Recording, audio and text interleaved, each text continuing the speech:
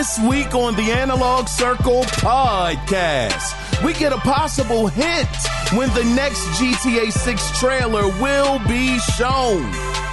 Sony Santa Monica is officially working on a new IP. We get word that certain developers are downplaying Xbox's importance, allegedly. And we find out what kind of performance Kena Bridges Spirits will have on Xbox Series X and S. All of these stories can be found here and a lot more in episode 219 of the Analog Circle podcast. I am your host, Kiaun Mitchell, and welcome to the show. Welcome. Kick off your shoes, sit back and relax because we're going to have a good time. Very good conversation. First off, before we officially get started into the podcast, let me first apologize to you guys. The power actually went out and I was unable to record. So now the power is officially back up. Everything is going as it should be normally. But let me tell y'all just a small story before we officially get started. And it is about Baltimore City's 911 call center. When the power went out at my house, the lightning struck the electrical wires. And it was actually behind my house. So behind my house, just to give you a bit of a visual, I have quite a few trees in the back of my house. So soon as the lightning struck, boom, hits the wire. The wire is on fire. It's literally on fire, smoking and everything. I call 911. A little frantic, to be honest. I mean, I was keeping it cool, keeping it as calm as possible. But when you see a threat of fire right behind your house, I think anybody would feel a little inclined to be a little like, come on, a little on edge. Do you know that 911 in Baltimore City had me on hold for over 5 minutes. It was almost 5 minutes. Wasn't quite 5 minutes, but it was like 4 minutes and some amount of seconds that they had me on hold telling me, don't hang up. Your phone call is very, very important to us. Just hold on. We will have somebody with you shortly. The first thing that came to my mind as I was sitting there was doggone Flavor Flav's song. Is a classic. Get up and get down. 911 is y'all know what I'm saying, joke in your town. That was the first thing I thought of when I was sitting there calling. So I'm saying to myself, if somebody was severely hurt and it was a life or death situation where they could have been really injured seriously, 4 minutes is some change is all it takes, depending on how serious someone's injuries are for how could I say it? For a very unfortunate, outcome to actually happen. So anyway, that is just life in Baltimore, as it were, at the moment. But thankfully, they got BG&E out here. They were able to fix everything. Thankfully, nothing got burned down, by the way, too. Thank God for that. Shucks. Nothing got burned down. So that was a very, very big positive thing, and I was very, very happy about that. But, guys, let's go ahead and let's get into the podcast. Not officially, because I do want to extend an olive branch to you guys. If you guys do want to be a part of listener feedback, and shout out to you, Cody Clark. Shout out to you, Crimson Phoenix. I saw where you wrote in, good brothers. I will definitely get to those. I'm just a little behind. But if you do want to be a part of the conversation on the next listener feedback, you can do it 2 different ways. You can either call in, and the phone phone number is 410-92. Hold on. Let me make sure that's the right guy doggone number. Hold on. I don't want to give out the wrong number here. Yeah, we got, hold on. What is the new phone number? I done messed it all up. God dog. Hold on. Yeah, it's 443. God dog, I almost gave out the wrong number, y'all.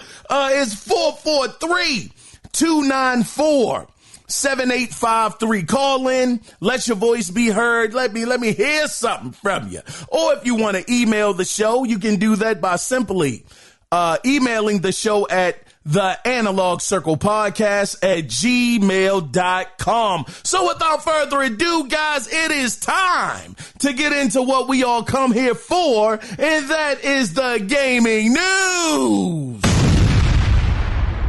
that went down. So let's get things started with an update from last week pertaining to NetherRealm Studios, and I actually got this story from Event Hub. So last week we talked about Mortal Kombat 1's DLC called Chaos Reigns, and inside of this DLC pack, Conan the Barbarian will be one of the playable characters. And in an interview conducted by comicbook.com with Ed Boon, he was asked, would Arnold Schwarzenegger be doing the voice of the character? Where Ed said, and I quote, "I don't know yet. We couldn't get him to do Terminator in Mortal Kombat 11. That blew my doggone mind because I thought he was actually the character in Mortal Kombat 11. Not the character, but the voice actor in Mortal Kombat 11. But let me continue with Mr. Ed's quote. He says, and that was always a challenge. But there are so many variables and we're in constant discussions with them about. Can a good amount of lines that you have to record, so fingers crossed." End of quote. Matter of fact, I feel like I should read that again. He says, can we do this? Can we meet with him? Because it's a good amount of lines that you have to record, so fingers crossed. There we go. End of quote. Now, even though they weren't able to lock down Mr. Arnold, Ed Boon did confirm the original actor who played the T-1000, his name is Robert Patrick, will reprise his role, as well as Roger Jackson, who will also be bringing his voice and likeness to the Scream character Ghostface. Golly, that's a win. 2 characters out of 3, that's a doggone win.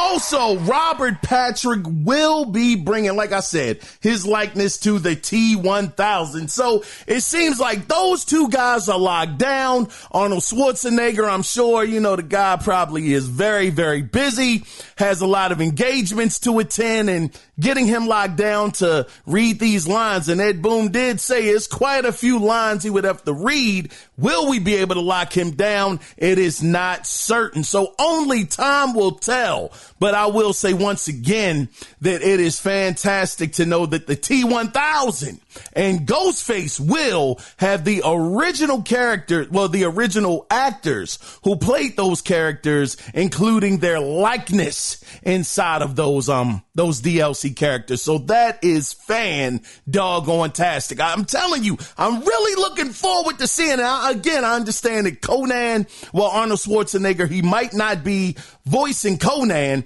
but I'm still interested to know what that fatality is going to be, because I know it has something to do with the sword and the T-1000. I can almost guarantee he's going to do something in liquid form. Now, as far as the Scream character Ghostface, listen, that Joker was deadly with a knife. Without a shadow of a doubt, he was very, very deadly. So I'm sure it'll probably be something pertaining to that, but we shall see. But for the sake of time, let's go ahead and let's get into the next story. So I got this next story from GameSpot. So let's get into it's a little unfortunate, some unfortunate Xbox news. Now, Xbox made a statement on X that said, quote, "So many games coming. As such, we're moving Avowed to February 18th, 2025 to give players backlog some breathing room. Stay tuned for more from our games across Activision, Blizzard, Bethesda, and Xbox Game Studios at Gamescom. Including our August 23rd live stream for a look at Avowed. End of quote. Now, I don't know about this, brothers. Now, this was on the Xbox account, as it were, allegedly. This sounds like a bit of trolling going on here, because what backlog are you talking about, Microsoft or Xbox? These jokers said Xbox, hold on, it says so many games coming.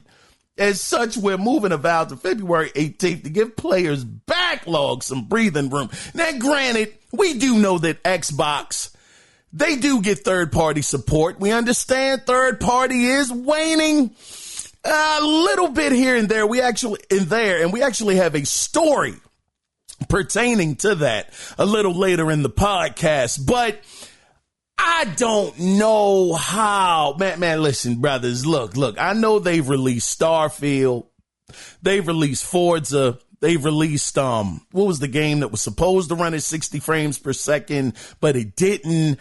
They released, Senua's Saga. I mean, they definitely have released some games. Let's give them some credit for sure.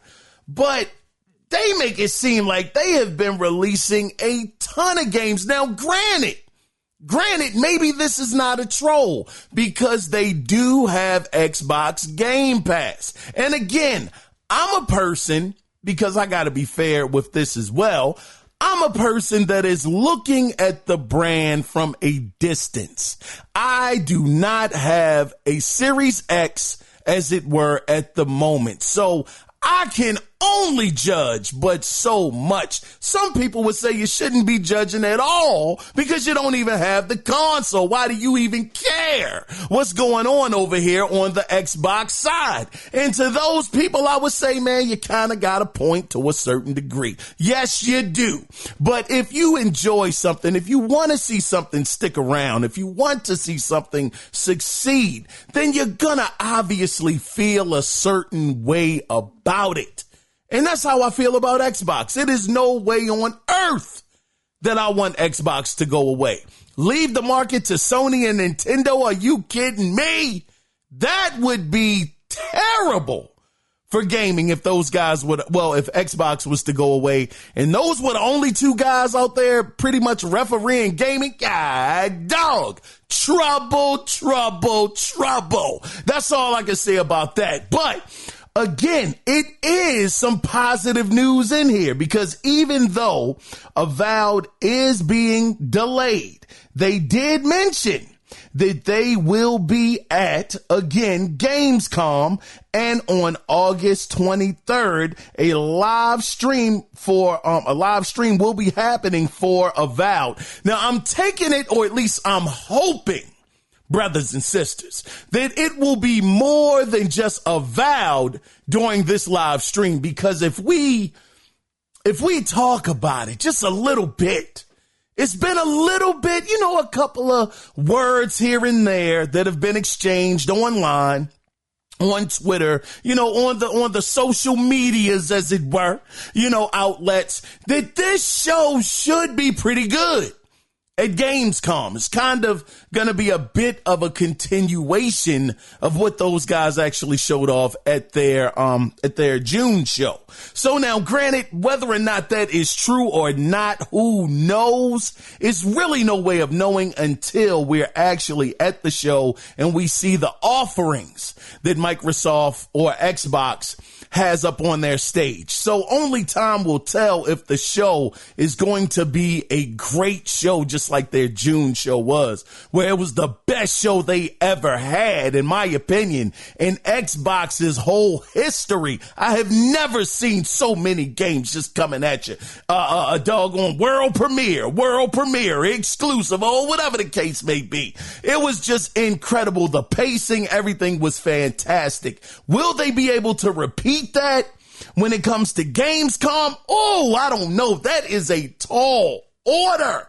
to fill. And I don't know if they're going to be able to keep it at that same level, but even if they come in and it's just slightly, a little lower than the E3-esque show, as it were, that's still a huge W. But only time will tell. But again, be on the lookout for August 23rd to get more information on Avowed. And hopefully, of course, they didn't say this, but I'm saying this, and hopefully we will be getting more information on other games. I almost think at this point in time, unless they have done some really amazing things to the visuals of Avowed, I don't think they really need to show it off again. They have so many other games that are coming out this year. Hopefully, it was supposed to be a lot, but hopefully, Indiana Jones still makes it out. Hopefully the Starfield DLC will still see the light of day this year. And I feel like I'm missing another game that's supposed to be coming out this year, but I cannot think of it. But anyway, we will see what happens with this in the very, very close future. What are we on? What is today? Today is, when I'm recording this, it is 3:27 p.m. on August 7th. So this show is happening, 22, 21, 20, 19, 18, 17, like 16 days from now. So pretty much slightly over 2 weeks. And we'll definitely be getting, hopefully, some great answers as to what Xbox has coming in the very, very near future, on top of what they've already shown us. But guys, let's go ahead and let's move on in to the next story. Whoa, hold on. Wait a second. Hold on. I got a shout out to the good brother, Lawrence Jones. Shout out to him. Shout out to that good brother over there at the Analog Circle Facebook group. Shout out to that good brother. Now, I saw your question in the group, my brother. Matter of fact, I want to pull it up so I can read it verbatim. Hold on. I'm pulling up Facebook right now on my phone. So pardon me, guys, but I want to make sure that I get this good brother's question right 100%. I don't want to mess it up if I can find it. Okay, his question, and shout out to you, Lawrence Jones, for this. He says, now that Bungie, as we know it or knew it, has come to an end, what are your thoughts? I'm going to tell you, this was a story that I meant to write down, Lawrence Jones. I meant to write this one down, and it didn't slip my mind. I just kept saying, I'm going to get to it.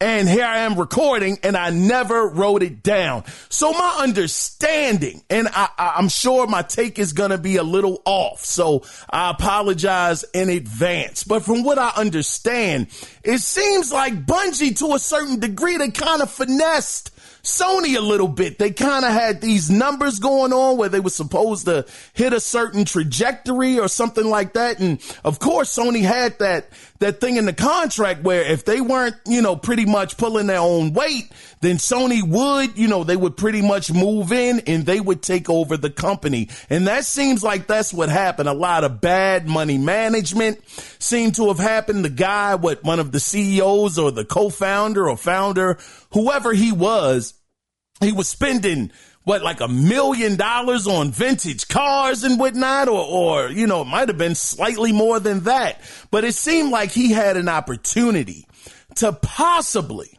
we will never know for sure unless somebody writes a tell-all book, but it seemed like he had at least a somewhat of an opportunity to save some of the guys' jobs there with the money that he spent on the cars and things of that nature. Now, granted, look, you work very hard, your whole life. You have certain things that you want to buy at a certain age, and you're working towards getting those things. It is not my place to remotely, even insinuate how another man should spend his money. However you choose to spend it that's on you. For me, I would like to get quite a few more vintage consoles, as it were. One that's on my list that's extremely expensive is the, I can't even think of the name of it at the moment. It was the TV, and it had just the controller that hooked up to the TV. I can't remember the name of it, but anyway, I would love to do that, to get that, but that thing is like over $1,000+. We're talking like $1,300. So someone could say to me, why the world would you spend your money on that? And I would say, why not? It's what I like. So I'm not going to say that this guy was right or wrong for him actually spending his money the way that he saw fit. But some people could say, well, if you knew that the company was going to be in a certain amount of trouble and you knew that people were going to be laid off, like I said, I'm not 100% sure of what his position is at Bungie. But, if you're the CEO or the co-CEO or the founder, co-founder, whatever may have you, but you have a position where you could actually save some of these people's jobs and you had the opportunity to do that and you didn't.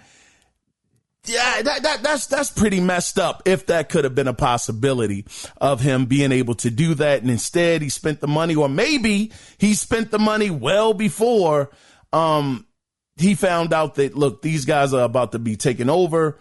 A lot of people are about to be laid off and, it was just nothing he could do. But if he did have the opportunity to help those people out and he just didn't, man, that's pretty foul, if you ask me. But again, he worked for the money. He spent it the way that he wanted to spend it. So because of that, all of the bad money management and other things of that nature that led Bungie to get in this position, I'm going to tell you something, Lawrence Jones, man, brother, I really don't feel, of course, I feel bad for the people that have been affected.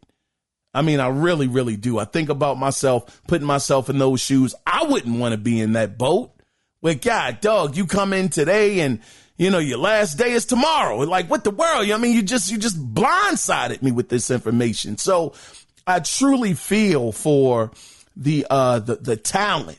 And I know that Sony even put some things in place to make sure that they were able to retain the talent, that they would stay for an extra amount of money. So it's like, God, dog, Bungie seemed like they just were getting over. They got Sony. Doggone, they jacked them without a weapon. Dead serious, man. So I feel like, look, I think that with Sony actually running the ship, Lawrence, I think that Bungie will be a much better developer. Now, granted, I don't know if Sony is going to put them in a role like a supporting role or something like that, or if they will let them continue to be their own development team and they're not helping other developers to get to the finish line. I think that they will just put them, I think, in a better position, in a much better position, as long as they have the talent there, as long as they have, some of that DNA still in there that made Bungie who they are and what they are. I think that they will flourish. I think under Sony's management and the way that they do things, I think we're going to get something dope out of Bungie if they're able to stay their own studio and not be broken off and, shifted into other studios to pretty much be a supporting role. So I think that, again, just to sum this up, because I apologize, Lawrence, and to you guys as well, to the listeners, for being so long-winded with this. In closing, I think that this is a good thing for Bungie. I think that they'll actually find themselves in a better position overall when it comes to the kind of games that they make, the kind of stories that they're able to tell, possibly getting the extra help that they may need to get some good writing going on in there, some of the different engines that, Sony has already, it's not the Gorilla engine. Golly, I always fumble the name of the Horizon Zero Dawn and Death Stranding engine. Golly, every single time. But they have access to that. They got access to some of the best developers in the business, so I think that can only help them, with their, with their development and the different games or different things that they may want to build in the future. But just wanted to mention that, and shout out to you, Lawrence Jones, for the question, brother. Appreciate you, man. Definitely thank you for everything that you do for the Facebook group as well, my good brother. Thank you. So guys, with that being said, let's go ahead though and let's get into the next story. And this story I actually got from Game Rant. Now this next story is a huge reach, but a lot of people are looking forward to GTA 6. So any info people hold on to, even if it is a minute detail. So I just wanted to put that caveat out there. I know that this is going to sound crazy, but just understand, even for me, I am very, very much so looking forward to GTA 6. And anything that seems like it could be a lead into us getting more information, I'm just trying to cover it to the best of my ability. So here we go. So this next story is based off of an image from Rockstar, where they shared an image of pizza delivery jobs, which is part of an online update with the vehicle being used to complete the task, sporting a license plate that has, quote, OCT or October in the top left corner, and the quote A in pizza spelled with a quote 4 has led some to believe that the next trailer for GTA 6 will premiere on October 4th, 2024, but we shall see. This is crazy. Somebody, and again, this isn't me. I got to give credit where it's due. This is from Game Rant. Somebody had a keen eagle eye on this joker right here to talk about the number 4, being up in the I'm sorry. Yeah. The 4 being like the A in pizza. You know, and then seeing October on the license plate, putting all of this stuff together is scientific. Cause I'm gonna tell you, I'm not that detailed of a person.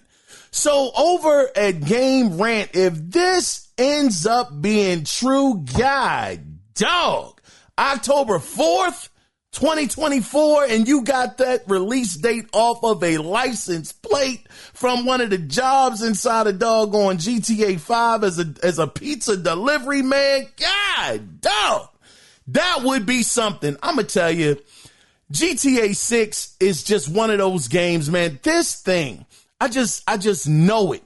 This thing is going to move units, whether it's PlayStation, whether it's Xbox, it's going to move units. How many units it's going to move? I don't know, but I believe it's going to be a nice shift in the current generation market, because you can't go to PC on day one. Day and date, you will not be getting it on PC. You will only have Xbox Series X and S to choose from, and PlayStation 5, because we know Nintendo Switch 2, even if it is released, I don't think it's going to be able to handle GTA 6. So I just feel like that's when the market is going to shift. Whoever, and I do mean, look, granted, we know that Rockstar, Take-Two, they don't need PlayStation's money. They don't need Xbox's money. They're going to make money no matter what. Now, granted, I don't think they would turn down the money if the price is right, because of course we all know that these guys are in the business of making money. And I just want to talk about that just for a second. I know I say that a lot and say that these corporations, they don't care about us or anything like that. And that is true, but I have to be fair here. These guys, they make these games, which are entertainment for me, and hence, if it's something I like, I give them my money. So it is a fair trade. I don't want it to be a situation where people may think that I'm saying that it's not fair, or just because these companies don't care about us, we shouldn't support them. No, not at all. Not at all. As long as they're giving you something that is of value, or you see of its value, then that is a fair trade. You give me games for my entertainment and my joy, and I give you my money. Simple as that. Great products sell themselves. So with that being said, I'm just saying that even though they may not need the money. I mean, good grief. It would be sweet if whichever one of them gives them the bag that they're looking for and they can get the marketing rights, possibly being able to, and I know this is a far stretch from happening, but if they could find a deal or come to a mutual ground where each PlayStation or Xbox that is sold at that time when that game releases is included with one or the other, that doggone console is going to fly off the shelf. Because the last time we checked or we did the numbers, I believe, what was it, like 50% of people had not shifted over from the PlayStation 4 to the PlayStation 5. That is a massive market of people that are still on the previous generation. So you include GTA 6 with the PlayStation 5, let alone you let the PlayStation 5 Pro be proing on that joint. You let the PlayStation 5 Pro start proing on that doggone GTA 6, and it has some features that can't be done on the PlayStation 5 or the Series X, whatever may have you. Golly, I don't know. Now, granted, the PlayStation 5 Pro will be a hard sale because it is not for the casual. Only the hardcore are going to pay that kind of money. Now, granted, when Grand Theft Auto 6 releases as well, who knows where the price points are going to be? That's another thing that we could look into and say, whoever has the more appealing price tag, which by default, it is Xbox because you have the Series S. Now, granted, who knows how it's going to run? You know, nobody knows what the performance is going to be like. But if you are just trying to play GTA 6 for the low and you can get a Series S, let's say at that point in time at $200, maybe $250, I don't know. That could be a bombshell, you know, at that price point. So only time is going to tell, you know, what GTA 6 is going to do when it's released, how many people are going to follow it over to current generation, you know, how many people are going to go out and get Xboxes or PlayStations. That is TBD or to be determined at this point in time. But again, we'll stay on the lookout for October 4th. 2024 to see if this trailer actually happens. Let's go ahead, guys, and let's move into the next story that I actually got from Gamatsu. So this is in quick news. Publisher THQ Nordic and Little Nightmares 1 and 2 developer, always have a hard time pronouncing their name, Tarsier Studios is spelled Tarsier Studios, will announce a new game at Gamescom 2024 on August 20th. 2024. And the teaser text says, quote, from the creators of Little Nightmares 1 and 2 comes an entirely new vision, unlike anything you've seen before. End of quote. Matter of fact, what I want to do, if I may, brothers and sisters, I want to bring this trailer up so that we can listen to it together. Let me see if I can find it by chance. Let's see. Let's see if I type this in, because it was a very interesting trailer that I would love for you guys to hear. Here we go. This is the trailer for this new game that will be releasing very soon. Here we go.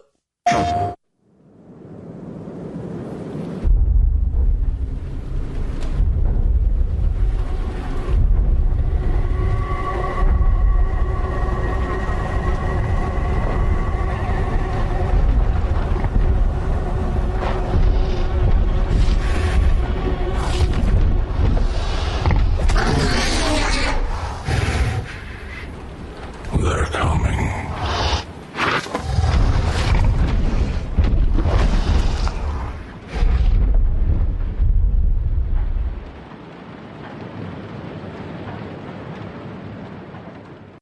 God dog, they are coming. I'm not going to get out a round of applause because that wasn't quite climatic enough. But if you look at that trailer, and inside of the trailer, the character that you heard was a pig. They said they are coming. And this Joker, when you look at this trailer, his side is slit. It looks like he got chitlins coming out the side of his doggone belly. Yeah, it's bad. It's pretty doggone bad. But it has that art style of Little Nightmares 1 and 2, where it is a distinctive look that those games have. It's kind of like dark, kind of like horror, kind of dreary. That it just has an aesthetic to it that you just know what it is when you see it.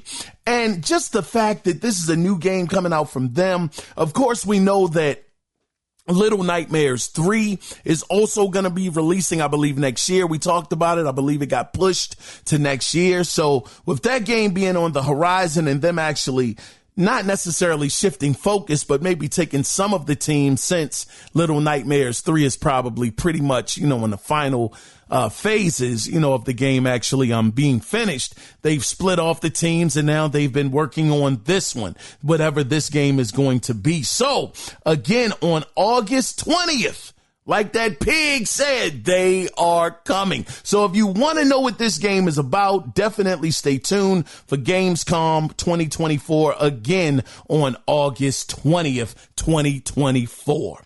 Let's go ahead, guys, though, and let's move on in to the next story that I actually got from FandomWire.com. So after numerous delays, Space Marine 2 has officially gone gold out this joint. Yes, sir! How? I've been waiting on this one. Space Marines 2 has officially gone gold and will release on September 9th for Xbox Series X, S, PlayStation 5, and PC. Yet again, another game exclusively for this generation. No last generation business when it comes down to Space Marine 2. Now, Saber Interactive also went into a few more details pertaining to the game's features. So the game will not be available. This is interesting. It won't be available for pre-download. So it seems like when this game releases is when you will be able to download it, possibly go to the store, pick up a copy, and download it right then and there. That is a little unfortunate because I know for some people, they don't want to be sitting there waiting for a game that they've been anticipating playing. They want to have it already downloaded, so when 12 o'clock midnight strikes, they're able to jump on the sticks and start playing. So that is a bit of bad news right there, but the game will feature, and this is good news. The game will feature online co-op for up to 4 players in various modes, which is awesome.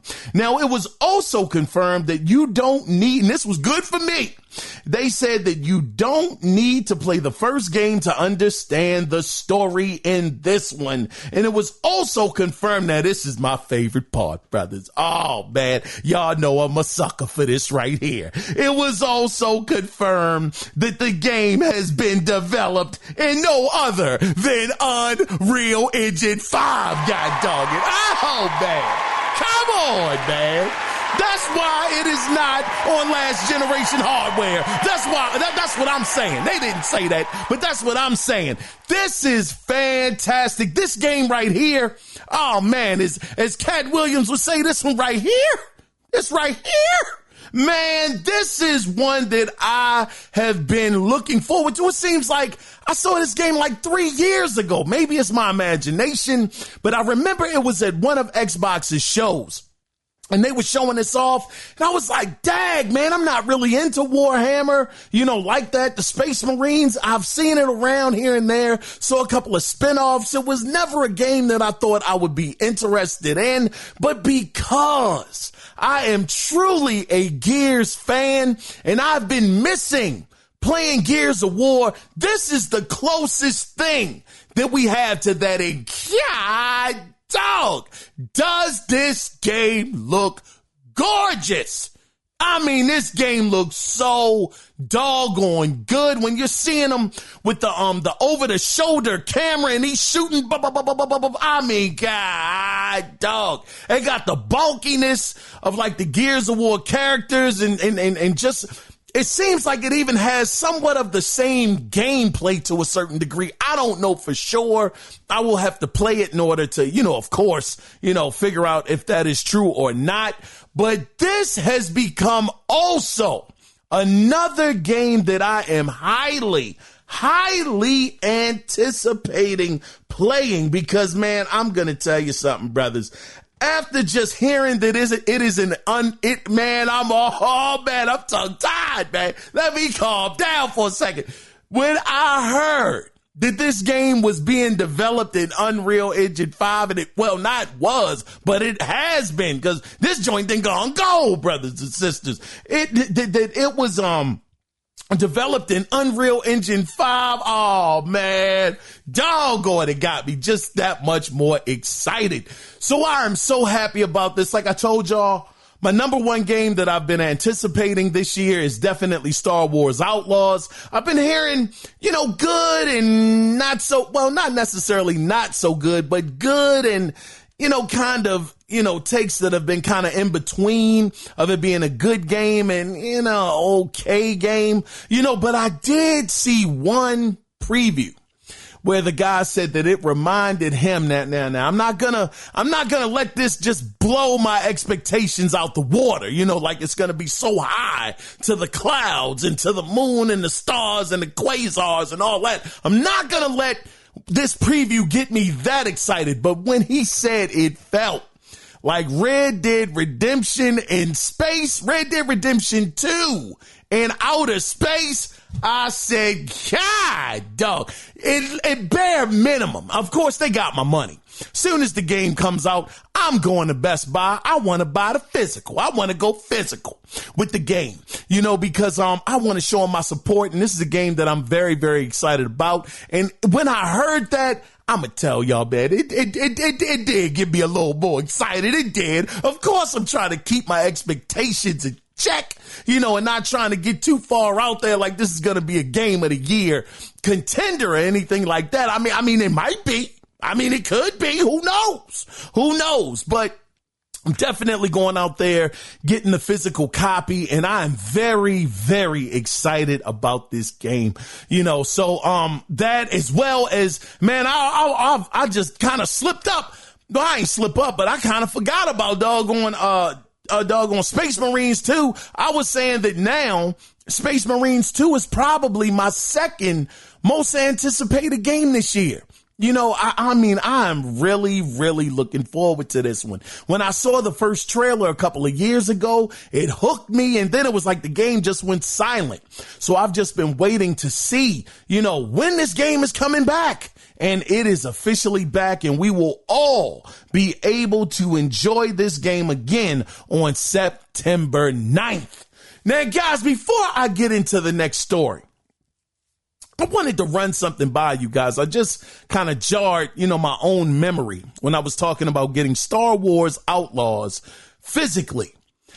Now, a couple of weeks ago, it's been about 2 weeks, maybe going on 2.5 weeks ago, I took my external PlayStation 4 hard drive and I hooked it up to my PlayStation 5 because I have a couple of games on the PlayStation 4's external hard drive that I wanted to play. Of course, you guys know I've been trying to clear out my backlog.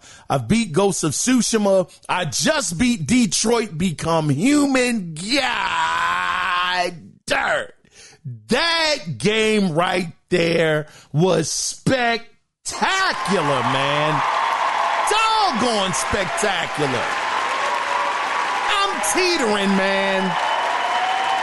I'm going to tell you, I am teetering between a 8.75 and a 9 for that game. That story was so doggone good. It hit me in the feels a couple of times with some of the characters, some of the actions that you were able to do.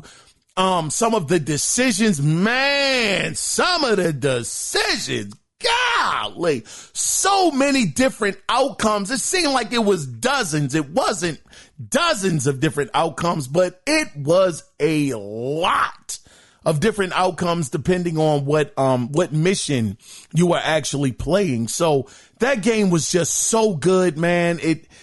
It was awesome. And I will tell y'all this is not a spoiler at all. All I'm going to say is all my endings were terrible. That's all I'm going to say. They were terrible. I mean, dag. I was sitting there like, wow.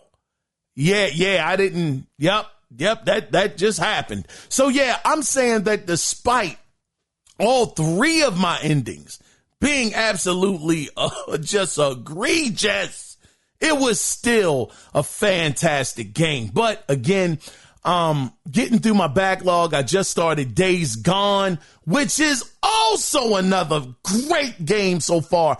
I can see a couple of things in Days Gone. I can see it probably getting a little repetitive, with having to clean out the horde. I don't even know if they call it the horde. I'm not sure, but it's like these certain missions you got to go on where you got to actually clear out certain parts. Now, granted, some of those are, at least as it stands right now, I'm about 3, maybe 4 hours into the game.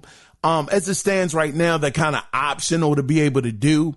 But I can tell that game mechanic, that is probably going to get old. I'm not going to say fast, but that's something that I don't see myself getting into long term, cleaning out those different spots with the hordes, of enemies. But the voice acting so far is very well done. Gameplay is pretty good. It's doggone solid. It's solid gameplay. It's really good gameplay. Graphics are, man, seems like it's a game that could have been made today as far as the graphics go. It's a fantastic looking game. The character development, it's getting there. It's slow. But I do like the way that it does tell the story. Sometimes you get tidbits, over the radio about certain things that are going on with, the story or different characters or things that are happening with different encampments and things of that nature. So I've been truly, truly enjoying that game as well. It's been very, very good. The first 4 hours in, it's been a really, really very pleasing, a very pleasing, as it were, gaming experience. But getting back to what I was trying to say after I pretty much sidetracked myself, I was trying to download a couple of other games from the PlayStation 4's hard drive to transfer it onto the PlayStation 5. And one of those games that I was really, really trying to play after I finished Days Gone to finish clearing out my backlog was Infamous Second Son. So, I mean, that's on there on top of Death Stranding. I don't know if I'm getting to Death Stranding. That's just tough. That's a hard game for me to get into. So who knows if I'm going to even try to get into that. But that on top of Resident Evil 7, and I had Gravity Rush 2, a couple of other games that I didn't finish. But I was more so concentrating on getting Infamous Second Son onto my PlayStation 5. So I was able to plug up the external hard drive to the PlayStation 5. It plugged up just fine. I mean, pretty much, what did they say? What did they say on PC? Click and play, snap and play. I can't quite remember what they used to say, but it was just that easy. Plug and play. I plugged it into the PlayStation 5. It recognized the hard drive, the external hard drive. I had access to all of the games on there. And I just said I wanted to download Infamous Second Son onto the PlayStation 5 because that was the game that I was more so looking forward to playing than any of the other games. So this is the thing. It downloaded it, put it to the PlayStation 5, or transferred it to the PlayStation 5 with no problem. It was seamless. It was excellent. I went to click on the game and I was locked out. It told me go to the PlayStation Store to download the game. And I'm like, wait a minute. I have the game, though. It's right here. I own it. That's a key word. I own it.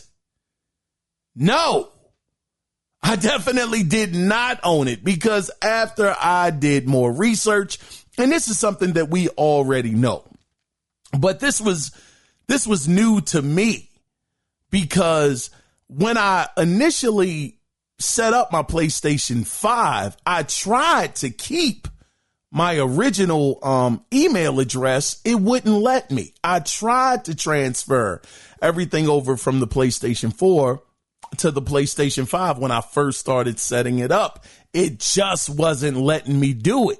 So now, because I just downloaded Infamous Second Son off of an external hard drive that I own, that I bought the game on, because it's not reading it on the PlayStation 5 as I actually own the game, or not even own it, that I have the license, I am completely locked out of all of my games that are digitally downloaded on my PlayStation 4, because I can't sync the two accounts up. Trust me, I've tried. I know some of you good brothers and possibly good sisters are going to try to give me some great advice and say we could do this and do that.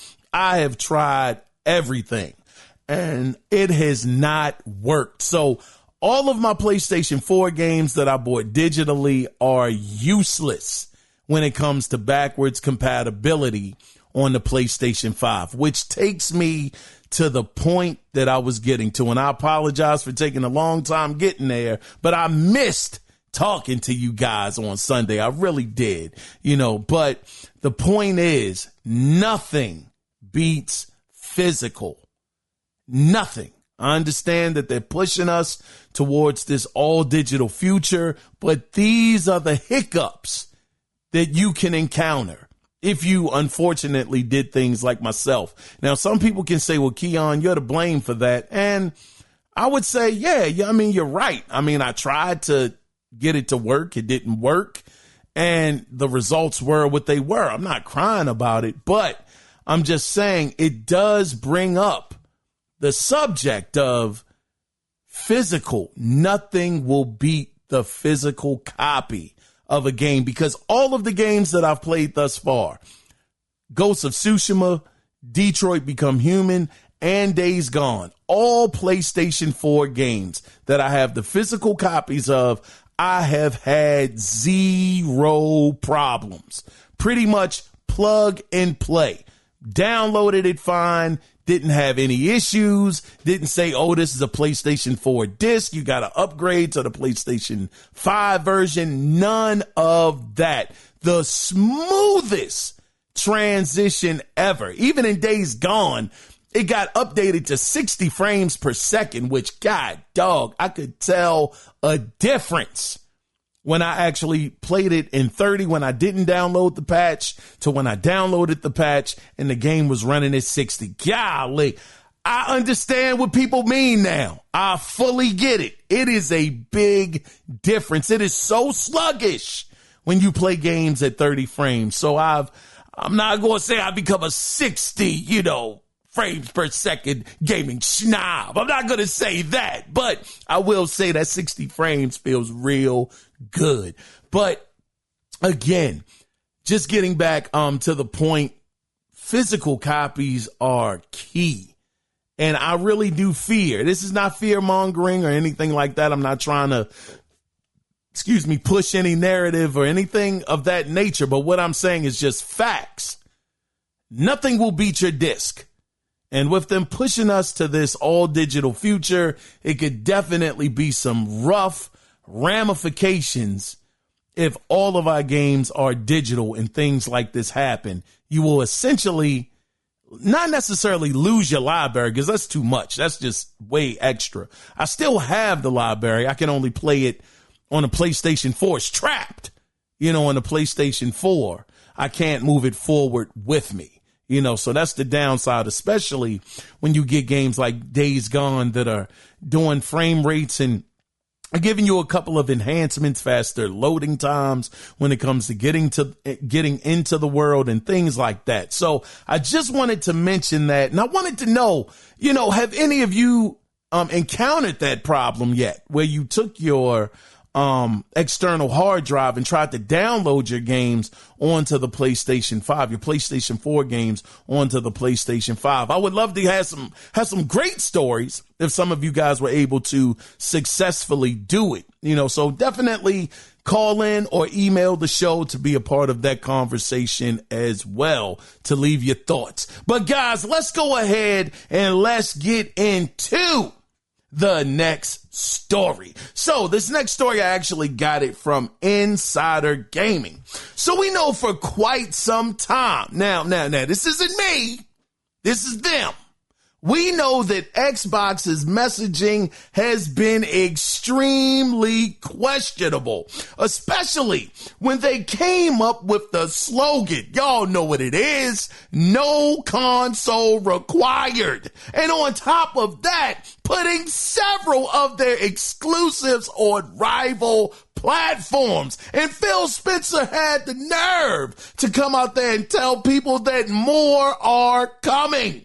Now, we even heard a few months ago that certain developers had even regretted supporting the platform. Hence, which brings us to China Joy 2024, where it was reported by a Brazilian outlet who was in attendance at the event. He or she reported on some harsh comments from both Black Myth Wukong and Phantom Blade Zero developers, who explained that they don't have exclusivity agreements in place with Sony, but don't see, and this is scathing. Again, they said that they don't have any exclusivity agreements in place with Sony, but don't see the need to bring their games to Xbox. God, dog. They don't see a need to bring the games to Xbox. And went on to say that Microsoft has made it tough to develop games for the Series S/X by creating a very overloaded ecosystem. Darn. Now, those comments were from developer S Game and Game Science, who, of course, is behind Black Myth Wukong. Now, Black Myth Wukong developer, again, Game Science, they commented and said, now this is tough. They said they just don't feel that anyone needs the platform. God, this man. I got to say, how the world are you going to say that? Now, listen, I know Xbox has had some doggone problems. Darn. I mean, bringing out some of your first party games on the PlayStation, that was just a bad look. Just optically. Like, darn, are you really throwing in the towel? Again, no console required. These guys going over to the Fire Sticks, saying play the games over there. I mean, the optics are really, really bad. And well, some people may say they're not bad. Man, for me, man, bump that. It's bad. It's rough out here. It's rough. I mean, the hardware isn't selling. Doggone jokers is stalling when it comes to that. They're up in other areas, but the hardware is not selling. But I have to say, with all of that being said, how the world are you going to tell Xbox, doggone Wukong developer, Black Myth Wukong developer, Game Science, that they just don't feel that anyone needs the Xbox platform? You're supposed to be. At least this is what we were told. You're supposed to be eventually releasing this game on Xbox, right? Well, I I mean, God, dog, what the world? This is bad business. This is real bad. How are you going to tell a manufacturer that, man, don't nobody need that doggone console. We don't care about that console. Well, ain't nobody checking for the console. Daggone. I'm saying to myself, unless something has changed. Now, is that a possibility? I mean, of course, these guys said that they don't have any exclusivity deals with Sony. But could it be a situation where Game Science, Black Myth Wukong developer, maybe feels that the game isn't going to sell on the platform anyway, and his best bet is to actually just release it on PlayStation, and that's it? Do they feel like it is worth the extra work that it would take to develop for both the Series X and the Series S? Is the, what do they say? Is the juice worth the squeeze? Is that the angle that he is possibly coming from? That would be kind of wild. If they made that announcement that, look, we're just working on the Xbox Series X and S version, trying to optimize it to the best of our ability. It's going to be a little bit of time. It's going to be a delay, but just stay tuned and wait for it. It's coming. And Xbox fans are sitting there waiting for it. And it just never shows up. It just never shows up. Like, what happened with the game coming to Xbox? Yeah, we decided we were unfortunately not able to come to an agreement, that we saw fit for our business. That would be wild. But again, I don't think it is no matter what position Xbox is in, you still don't possibly burn some of your bridges that you might have to cross one day. I mean, yeah, Xbox is down right now. It ain't no doubt about it. These jokers is darn near almost taking a 10 count right now. Well, a 9 count. Jokers is down on one knee on the canvas right now. But you never know what can happen.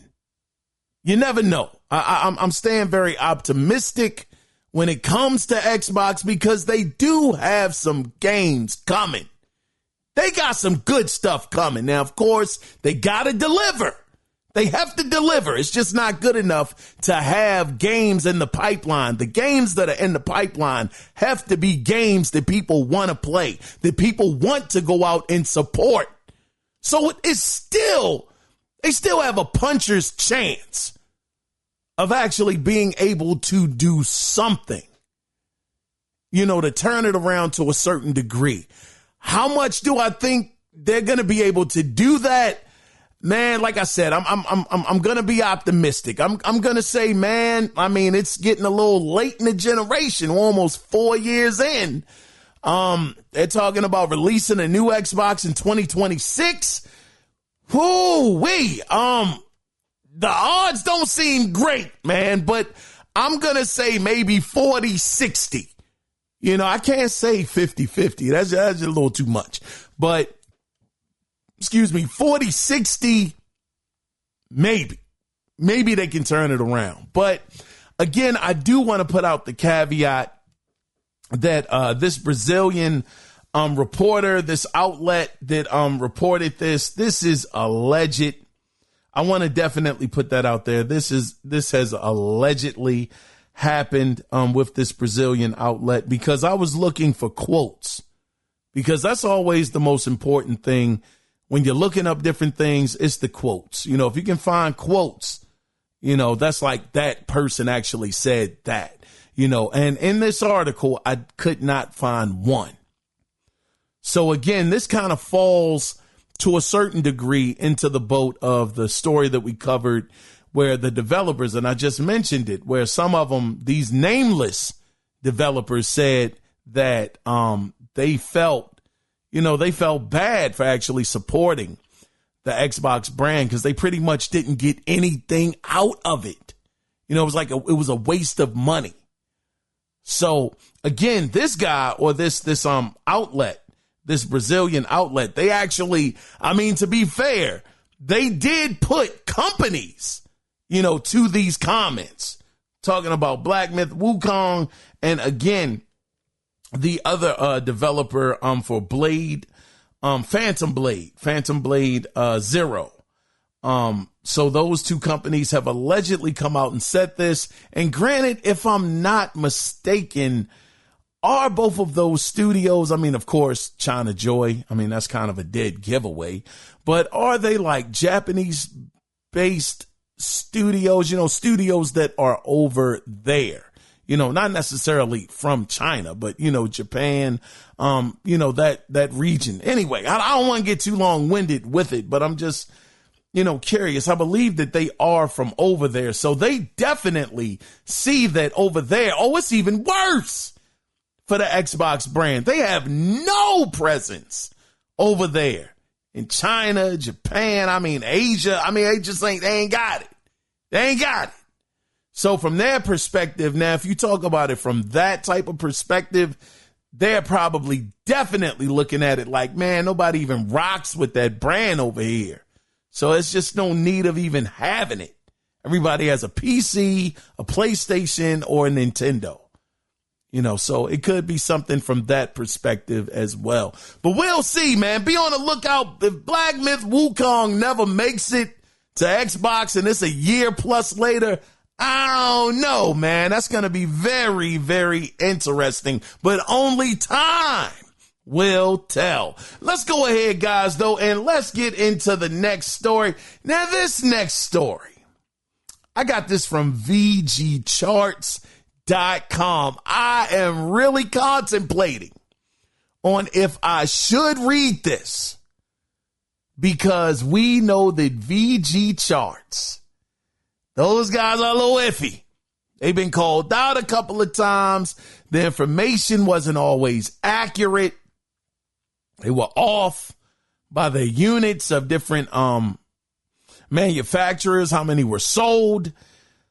I'm a little iffy on this one, so I will say, take this story with a mustard seed of truth. So here we go. So for a while, right? It has been this narrative, as of late, that the console market, it's shrinking. I don't know about that. It's saying it's shrinking and more people are becoming PC gamers, all because of the woes and trials and the many changes that are happening on the Xbox side.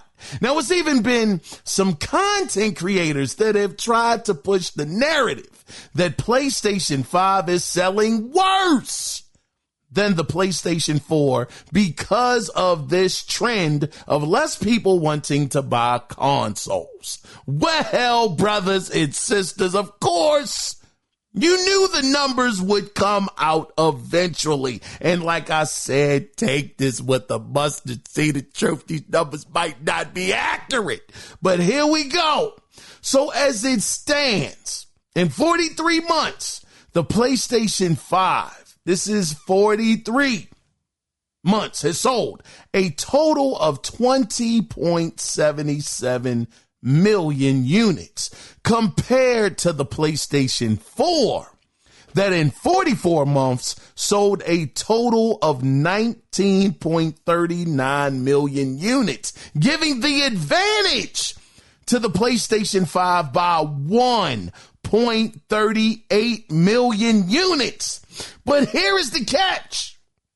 As it stands, the PlayStation 5 is 14.15 million units behind the lifetime sales of the PlayStation 4. Let that sink in. If these numbers are true, the PlayStation 5 is behind the PlayStation 4 by 14.15 million units. Lifetime sales of the PlayStation 4. And with us having, now this is the thing where I'm like, man, I don't know. Because with us having at least 3 more years left in this generation. And also, we gotta consider this, not having any deep discounts on the hardware. And like we mentioned before, not having a reason at the moment to actually switch over from the PlayStation 4 to current generation. It's not really been a game. We saw with college, with what EA college football did. That definitely moved some units, moved a couple of people over to current generation because they found out, oh man, this isn't available on the PlayStation 4. This isn't available on the Xbox One. I want to play this game. It's been so many years. I have to buy this. We saw that some units did get moved, which was great. So with that being said, those other things, not having a deep price cut, again, not having a reason to actually get over onto current hardware, current generation hardware, I do believe that it is a good, if not a great possibility that before it is over, I think the PlayStation 5 could outsell the PlayStation 4, deading the conversation that people just aren't buying consoles anymore. Nobody wants consoles. Everybody wants PC. I beg your pardon. Everybody wants PC. It seems like to me, a lot of Xbox guys, and I'm not even going to say a lot. Let's just say some. Some Xbox guys have decided, look, I'm tired of the Xbox. I want 60 frames per second. I want all of the bells and whistles that I was promised. And it seems like PC is the better deal. Plus, Game Pass is cheaper over there. They've been getting exclusives at times that didn't come to the Xbox console for a year or two.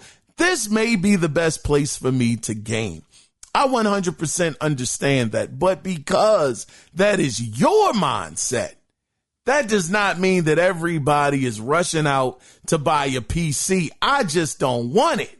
I don't want the headache.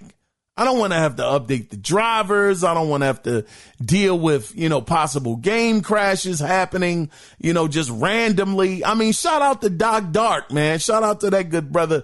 I really, really appreciate the journey that he's actually taking people through, with him actually going from console to PC. It's giving me a different, not like a different respect, but a different outlook on, what the process could possibly be for myself if I wanted to one day decide to go from console to PC, and it's not something that I think I would be a fan of. I don't want to have to deal with it.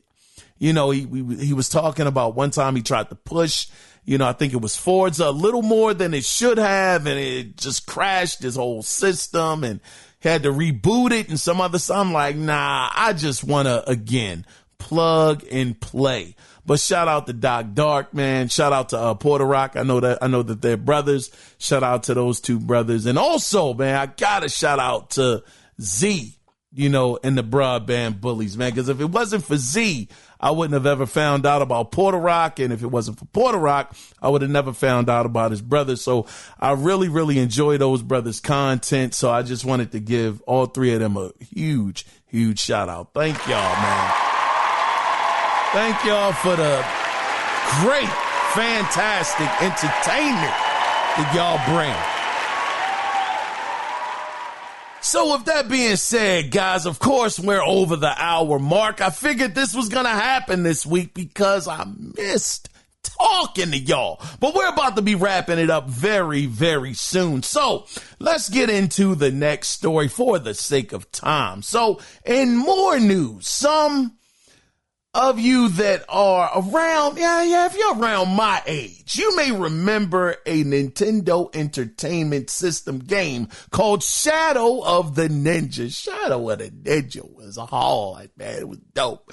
But if you are a fan and you have an Xbox Series X and S, you will be able to play a demo of the remake of the game, which is called Shadow of the Ninja Reborn. So you guys are going to get the demo first on the Series X and S. The article also said that, and I got this from Forbes, by the way. But if you are a Switch owner, they said you will be getting the demo very soon. And if you are a PlayStation 4/PlayStation 5 owner, they just simply said, watch out for it. So, God, dog. Seems like PlayStation owners will be getting that demo dead last. But nonetheless, this game will be releasing on August 29th, 2024. It looks good.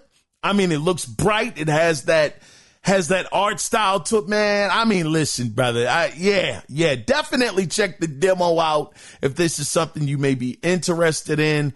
Maybe something you might want to pick up when August 29th comes around. Who knows? But let's go ahead and let's get into a bit more of a quick news story, which I actually got from Pure Xbox. So, Pure Xbox, they actually sat down with Kena Bridge of Spirits developer Ember Labs. These dudes are nasty when it comes to their games, man. Anyway, I don't want to keep going on about it. Okay, so they sat down with the developer Ember Labs and asked them what, quote, the resolution and performance targets for the Xbox Series X and S versions of Kena, end of quote, would be, where they answered and said Xbox Series X, that is going to be 60 frames per second at 4K. 60 frames per second at 4K. And Xbox Series S will be, now this blew my mind, I'm gonna be honest with you, it's gonna be 30 frames per second at 4K. God! Wow! 4K in both versions. 4K for both versions. The Series X and S. One, of course, will be running it at 60, but the other one at 30. But 4K is across the board. And I would recommend, if you have not played Kena Bridge of Spirits, oh my gosh. This game was so good. And for this to have been Ember Labs' first time out the gate, they nailed it. I mean, I can't imagine what their second game is going to be. I am waiting with bated breath to hear about what their second game is going to be, because that's how impressed I was over Kena Bridge of Spirits. Certain parts of the game, I was like, dag, man, this is borderline Pixar level in real time.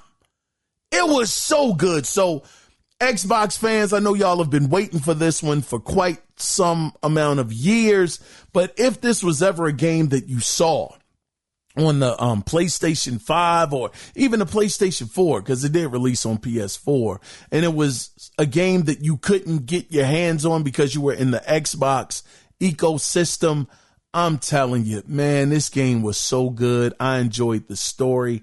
I loved the gameplay. Loved the graphics. The character development, you know, it wasn't like, it was some there, but, and that's the thing, it's not really difficult. I'm not going to say it was a good story. It actually, if I had to say, it reminded me of maybe a storyline that could have been in a Pixar movie.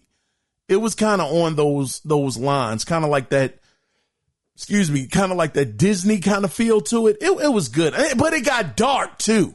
It definitely has some dark tones to the game as well. So it wasn't like all kitty, all happy and, you know, oh, everybody's having fun. Nah, it was some dark parts in that game where it definitely got a little gritty, and it could be very difficult. at times as well. But nonetheless, I would highly recommend you guys check this out. Pick it up if it was ever a game that you were interested in. Well, pick it up if Kena Bridge of Spirits was ever a game you were interested in. I would definitely recommend it. But guys, let's go ahead and let's get into the final story for this week that I actually got from Eurogamer. So we have been hearing for a while that Sony Santa, man, shout out to them. God dog. Y'all know how I feel about Sony Santa Monica, brothers and sisters, man. Oh my goodness. God of War Ragnarok was a, man, God dog, amazing game. But anyway, we've been hearing, Sony Santa Monica has been working on something. But now we have officially got word on what it is not. Yeah, you heard me right. What it is not. And these comments come from a developer supervising character development. Well, let me read that again. This is coming from a developer supervising character development who said, quote, Sony Santa Monica Studios presented the opportunity of coming back as character supervisor, looking after the entire character development pipeline on their new IP. So here I am, thrilled to be back, working again with the crew and pushing characters in video games together. End of quote. So no, it is not a new God of War. It is a new IP, which is excellent. Now, this is where a little bit of my imagination juices started flowing just a little bit, brothers and sisters. Just walk down this path with me just a little bit, just a quarter of the path. You ain't even got to walk halfway with me. Just walk with me for a quarter. I started thinking, man, now who knows? We heard Cory Barlog. He's been working on this game, this alleged IP, for quite some time now. Could it be a situation where when these guys, Sony, PlayStation, when they show up at that show that they're supposed to have coming soon in September, if they show up and they show off what this new Sony Santa Monica IP could be, I'm sitting here and I'm saying, I have no clue what Sony Santa Monica could be working on. I mean, they've done God of War for, man, so long. And for them to actually, and I'm going to tell you, man, the storytelling, the graphics, the voice acting, character development, the whole experience of God of War Ragnarok, I don't know what people were talking about when they said they liked the first one more. I'm like, you must not have played the whole game. You must have bailed early. Because when I compared the two of those and Cory Barlog, he wasn't even on the, well, it's not officially the second one, but he wasn't on Ragnarok. That was a different, not developer, director who did that, and the quality did not go down. If I was to say anything, it went way up because you weren't fighting the same mini bosses. I mean, golly, the story went in a couple of different ways. The graphics were amazing. The story arcs were, I was invested. I was dead invested in that game. I beat that game. It was an incredible experience. So I'm just going off of the track record of these last two God of Wars, because they always say that you're only as good as your last project. And that last two projects have been incredible. Up for Game of the Year.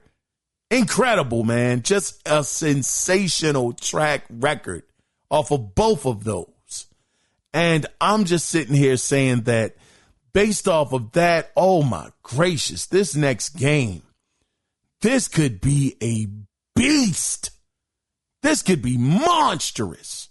I mean, who knows what it's going to be? Is it going to be a first-person shooter? Is it going to be a third-person shooter? Is it going to be another over-the-shoulder game? Is it going to be action-adventure? Is it going to be, I mean, if it's strategy, I mean, I'm checking out Corey. I'm checking out Corey Barlog if it's a strategy game, but anything else, you can pretty much hook me. But I am so interested to see if we see this game sometime later on this year. But as always, only time will tell. Well, that is the end of the gaming news this week, which is going to lead us into, because, man, we have been going pretty long right now. It's not going to be a video game theater this week, but I'm going to get it on track eventually. Look, the power went out. I was under duress. Okay, and I wasn't under duress, not for real, but it just things kind of piled up on me. I didn't get a chance to get the clips and stuff together. But with that being said, though, and because of time, let's go ahead and let's get into the question of the week, which I know you guys saw at the beginning of the show, and I truly appreciate you guys spending this time with me. But let's go over it officially. Ah, man. We got some bad news this week, brothers. Yeah, we got some bad news. We lost a good one this week. Oh, man, in the form of Game Informer. Golly.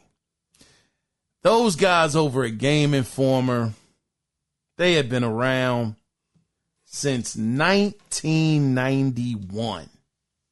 And they actually got to issue 367. Man, I just have to say, man, let's just have, just for a minute, a moment of silence.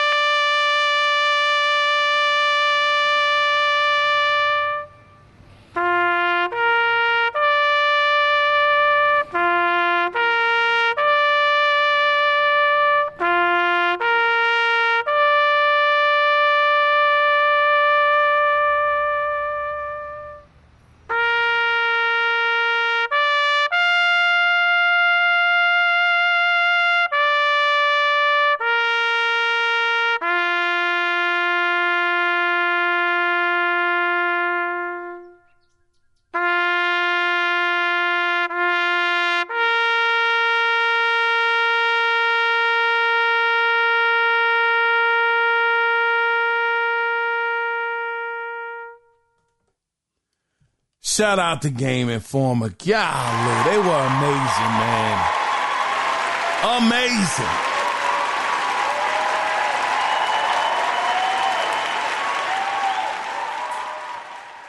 They will no longer be around. I believe it was issue 367, which was the June issue that is already, I believe, released. I think it was supposed to have EA's man, matter of fact, hold on. Let's look it up together, because I'm not 100% sure what the last issue was. I'm pretty sure it was EA, but hold on. Here we go. Let's look it up together so that we're both informed at the same time. What is the last issue of Game Informer magazine?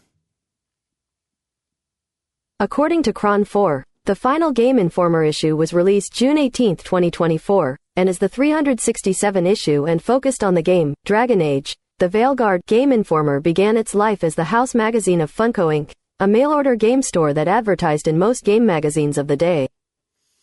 Yeah, man. So, yeah, it was definitely Dragon Age, which is, an EA game.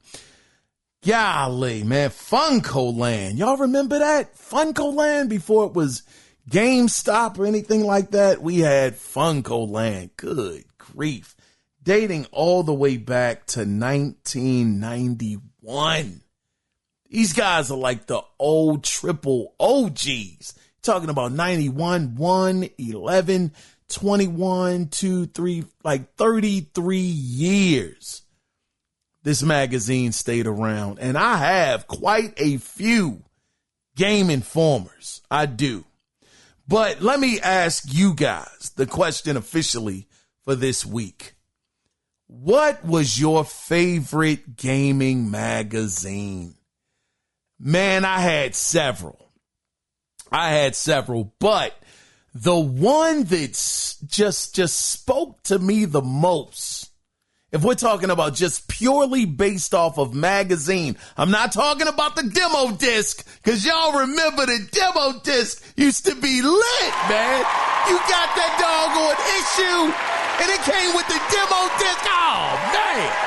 I was buying it for the disc. It was all about the demo disc. Yeah, it would even be a magazine I might not even want.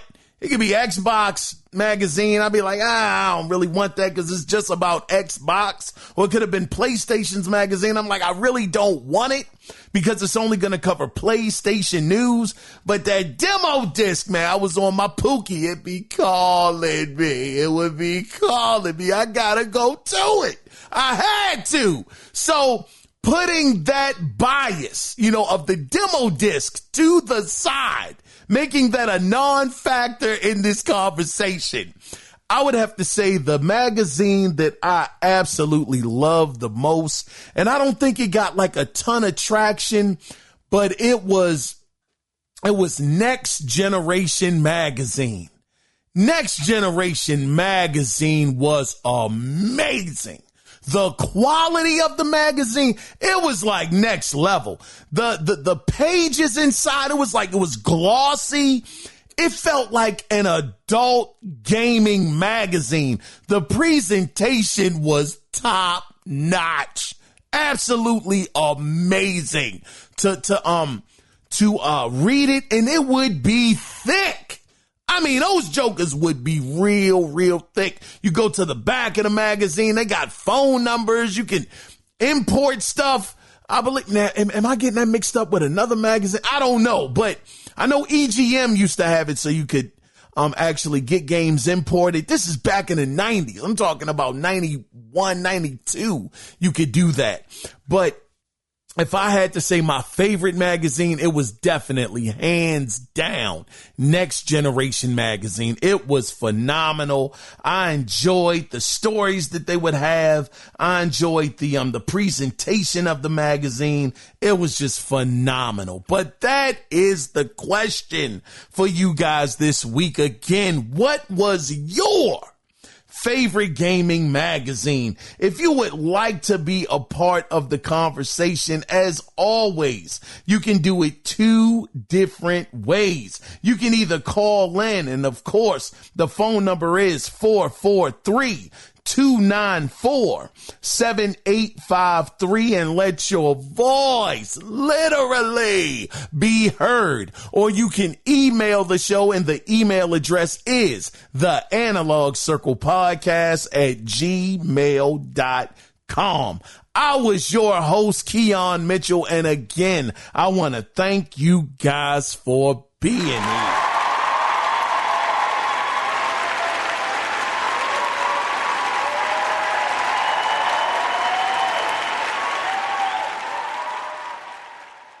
Now, as always, before we officially wrap the show up and put that bow on it, always remember one thing. It is not about the consoles. It is about the games. So guys, since things are a little different and I'm actually doing this show on a Wednesday, how crazy is that? I might be able to slide a couple of them in during the show on Sunday. That's probably going to be a 2+ hour show if enough people write in. So that's where I'll do it. For Cody Clark and Crimson Phoenix, I'll be sure to read you guys' emails on that show. I'll probably Might not have as many topics, possibly, to try to balance it out, but I will see how it goes. So possibly we're definitely doing it on Sunday, but possibly, hopefully I'll hear from you guys so I can read or play your voicemails on that section of the podcast. But until then, you guys take care. Be safe out there. Bye-bye.